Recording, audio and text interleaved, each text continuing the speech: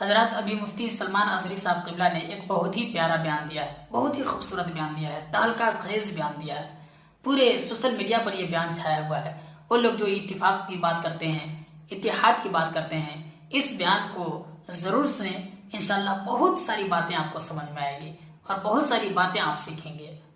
آج جو دیوبند ہے یا جو دیوبندی ہیں، اگر ان کو میری بات بری لگتی ہے تو ٹھنڈے دل سے میرے عزیز اپنے دل پر ہاتھ رکھ کر کے سوچو، آؤ میں تمہیں دعوت دیتا ہوں، آؤ ہم ان تمام چیزوں پر جمع ہو جاتے ہیں جو صحابہ اور تابعین سے تھی۔ کوئی نئی بات تم اپنی کتاب میں نہیں لاؤ گے، کوئی نئی بات میں اپنی کتاب میں نہیں رکھتا۔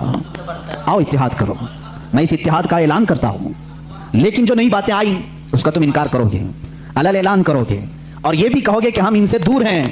ہوا یہ کہ اعلیٰ حضرت رضی اللہ تعالیٰ عنہ کے زمانے سے تھوڑے سے پہلے کی حالات میں بتا رہا ہوں آپ کو۔ دارالعلوم دیوبند کے بعد 4 علماء میں صاف صاف عرض کرتا ہوں جن کی کتابوں سے پوری امت میں تنازع پھیل گیا، اختلاف پھیلا۔ لوگ ہم کو اختلاف کا فتویٰ دیتے ہیں، اگر نہ یہ کتابیں آتی نہ یہ کوئی فتوے آتے۔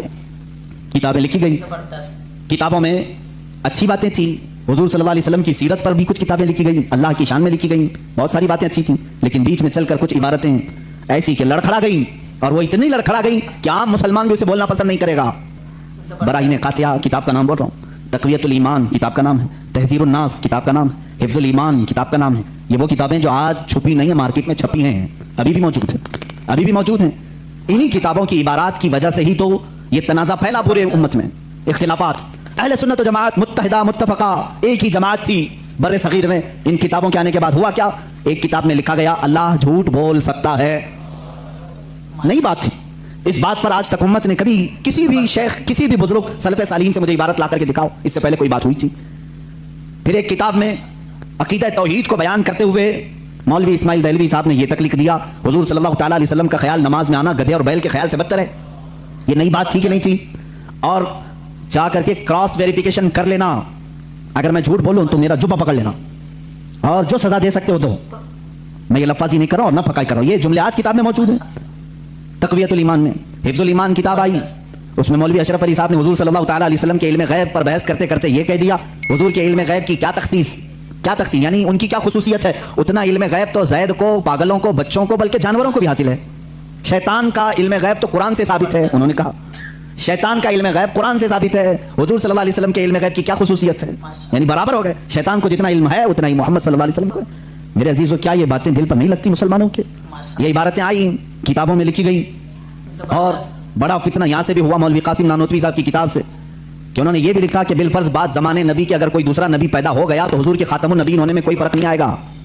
یعنی کوئی دوسرا نبی پیدا ہو سکتا ہے، اگر ہو گیا، اگر مگر کی بات ہی چھوڑو، جب حضور نے 1400 سال پہلے کہہ دیا، فرما دیا کہ میرے بعد کوئی نبی نہیں ہو سکتا تو نہیں ہوگا۔ آپ کتاب میں یہ نئی بات لکھنے کی کیوں ضرورت پیش کی؟ آپ کو کیوں ضرورت پیش آئی کہ اگر آپ کے زمانے میں بھی کوئی نبی آئے گا تو حضور کے خاتم النبیین ہونے میں کوئی فرق نہیں آئے گا؟ تو آپ کی اس بات سے پتہ نہیں کتنے محلوں میں کہاں کوئی نبی ہونے کا اعلان کر دے گا۔ عزیزان اکرامی وقار، یہ کتابیں پورا کا پورا ہندوستان ایک کھلبلی مچا چکی تھی، کوہرام بپا تھا، تنازعات میں گر گئے۔ قادیانی اپنے نبی ہونے کا اعلان کر رہا ہے، ادھر ایک نیچری فرقہ ہے علی گڑھ سے جو قرآن کے معجزات کا انکار، حسیات کو صرف ماننے والا، نیچر کو صرف ماننے والا اور مغیبات کو نہیں تسلیم کرنے والا، اور ایک طرف عظمت رسالت صلی اللہ تعالیٰ علیہ وسلم پر، رسول کریم صلی اللہ تعالیٰ علیہ وسلم کے متعلق یہ سارے جملے آ رہے ہیں۔ چلو 100 سال کا عرصہ گزر گیا، آج بھی میں دعوت دیتا ہوں، آج تو سوشل میڈیا کا زمانہ ہے، میری یہ دعوت قبول کریں علماء دیوبند یا جو بھی، میں آپ سے اتحاد کر لوں گا، سینے سے سینہ لگا لوں، لیکن صرف یہ باتوں سے تم انکار کر دو اور کہو کہ وہی عشق رسالت ہمارے اندر ہے جو سیدنا ابو بکر صدیق میں تھا، سیدنا عمر فاروق میں تھا، عثمان ابن عفان میں تھا، حیدر کرار میں تھا، رضوان اللہ تعالیٰ علیہ مجمعین۔ جو مشائخ اہل سنت نے ہمیں محبت رسول اور تعظیم رسول سکھایا ہے اسی پر ہمارا اتفاق ہے۔ آؤ میں سینے سے سینہ لگانے کو تیار ہوں۔ ہم کون سا اختلاف چاہتے ہیں آپ سے؟ ہم کون سا اختلاف چاہتے ہیں؟ ہمارا یہ ایک بات یاد رکھ لیں، اگر میں آج نام لے کر کے کسی کو کہہ رہا ہوں تو صرف اس لیے کہ ہمارا دین ہی یہ کہتا ہے جو ان سے نہ آشنا ہو اس سے ہمارا کوئی تعلق بھی نہیں۔ ہمارے رشتے ناتے اگر ہیں تو صرف عظمت رسالت سے جڑے ہوئے ہیں، جو نبی کا ہے وہ ہمارا ہے۔ اسی لیے سرکار مرشدی پیر و مرشد تاج الشریعہ رحمۃ اللہ تعالیٰ علیہ نے فرمایا ہے، نبی سے ہو جو بیگانہ اسے دل سے جدا کر دیں، نبی سے ہو جو بیگانہ اسے دل سے جدا کر دیں، پدر مادر برادر جان و مال ان پر فدا کر دیں۔ اسی وقت ایمان کو پہنچو گے، اسی وقت ایمان کو پہنچو۔ اب یہ حالات میں بتا رہا ہوں آپ کو، इंडिया के, हिंदुस्तान के, अखंड भारत के हालात, मुसलमानों में तफर्रका पैदा किया अंग्रेज, और इन्होंने अपने माल, अपनी हुकूमत, अपनी सल्तनत को फैलाने के लिए, बहादुर शाह जफर का कत्ल हो चुका था। उसके बाद उलमाए हक ने महसूस कर लिया कि अंग्रेज दरमियाने उम्मत तफर्रका डालकर अपनी कुर्सी संभालने की कोशिश कर रहा है, तो वो मर्द मुजाहिद अल्लामा फजल हक खैराबादी रहमतुल्लाह तआला अलैह ने दिल्ली की जामा मस्जिद से फतवा सादिर फरमाया कि अंग्रेज हिंदुस्तान का दुश्मन है, इनसे क़िताल करना फ़र्ज है मुसलमानों को। इसी फतवे की बुनियाद पर जिंदगी भर की उम्र कैद की सज़ा में उनको अंडमान निकोबार भेजा गया, वहीं पर उनकी वफात हुई। आज मज़ार भी उनका जजीरा अंडमान में है। मौलाना किफ़ायत अली काफ़ी रहमतुल्लाह तआला अलैह, जो 1857 की ये जो गदर है, इसके बाद के उलमाए अहले सुन्नत की बात मैं कर रहा हूँ, इन्होंने महसूस कर लिया उसी ज़माने में कि अंग्रेज़ ने फ़िरका पैदा कर दिया है। कुछ उलमा उसकी बोली बोल रहे हैं। जाहिर सी बात है, यहाँ कुछ उलमा जो मदरसा बना रहे थे, उनको माहाना मुशाहरा मिल रहा है अंग्रेज़ हुकूमत से। अलीगढ़ को पाउंड आ रहे हैं इंग्लैंड से, और दीगर उलमा को पाउंड आ रहे हैं, और यहाँ जो उलमा उनकी इन खुराफात को बयान कर रहे हैं, उनको फांसी पर चढ़ाया जा रहा है। मौलाना किफ़ायत अली काफ़ी रहमतुल्लाह तआला अलैह, जिनके आला हज़रत भी बड़ी इज्जत फरमाया करते थे, वही किफ़ायत अली काफ़ी जिन्होंने अपनी एक नात में कहा था, कोई गुल बाकी रहेगा न चमन रह जाएगा, पर रसूलुल्लाह का दीन हसन रह जाएगा। अतलसो कम ख्वाब के पोशाक पे नाजा ना हो, इस तने बेजां पे खाकी कफन रह जाएगा।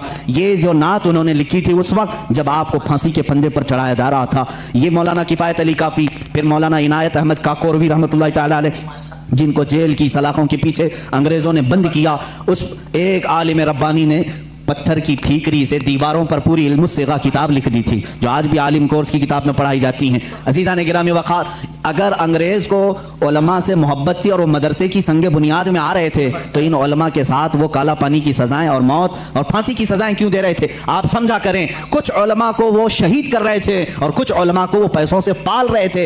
ये हालात बड़े दिगरगुं थे, उम्मत में तफर्रका, इख्तिलाफात आ चुके थे। अब ये वो ज़माना था, नेचरियत अपने पाँव फैला रही है, कादियानियत अपने पाँव फैला रही है, दहरियत अपने पाँव फैला रही है, और एक तरफ गैर मुक़ल्लिदियत भी अपने पाँव फैला रही है। हिंदुस्तान की सरजमीन जो अहले सुन्नत व जमात का कहवारा थी, औलिया का मरकज थी, ये ख्वाजा हिंद का हिंदुस्तान था, ये महबूब इलाही की विरासत की ज़मीन थी। यहाँ साबिर कलियरी के मुजाहिदात थे, यहाँ बाबा फरीद के नगमे थे, यहाँ पर औलिया कामिलीन का गुलशन था, ये तमाम सूफिया कामिलीन के परवरदा मुरीदीन का एक अजीम गुलिस्तां था। इस गुलिस्तां को कई अंग्रेज़ों ने अपने पाँव से कुचलना शुरू किया, इसमें खिज़ा आने लग गया। इस हसीन गुलदस्ते में, हिंदुस्तान के गुलदस्ते में फूल मुरझाने लगे। नेचरियत का गलबा आया है, वहाबियत का गलबा आया है, कादियानियत का फितना सर उभार रहा है, इल्हाद और बेदीनी का फितना सर उभार रहा है। अब हिंदुस्तान की सरजमीन पर एक ऐसे मर्द कलंदर की जरूरत थी जो मूसा का जलाल लेकर फिरौन के मुकाबिल में आए, जो इब्राहीम की सबात कदमी लेकर के नमरूद के सामने आए। अब एक ऐसे मर्द कलंदर की जरूरत थी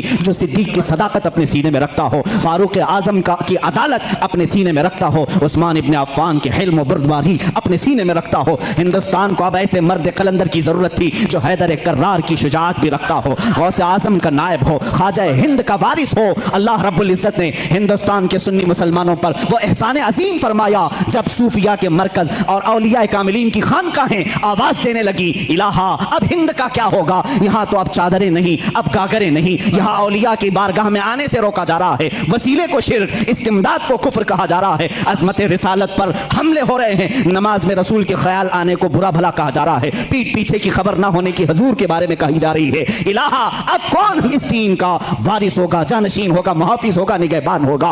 आवाज आई गैर से। अल्लाह रब्बुल इज्जत ने पूरे हिंदुस्तान के इस साए पर एक ऐसी अजीम सल्तनत को बेदार फरमाया जिस सल्तनत का नाम हम यूं कहते हैं, मुल्क सुखन की शाही तुमको रजा मुसल्लम, मुल्क सुखन की शाही तुमको रजा मुसल्लम। जिस समत आ गए हो सिक्के बिठा दिए हैं, उस अजीम हस्ती को अल्लाह ताला ने जलवा फरमाया जिसको पूरी दुनिया सुन्नियत, आला हजरत, कंजुल करामत, जबलुल इस्तिकामत, दरियाए नेमत, आकाए रहमत, कंजुल करामत, इमाम अहले सुन्नत, इमाम अहमद रजा खां फाजिल बरेलवी के नाम से जानती है।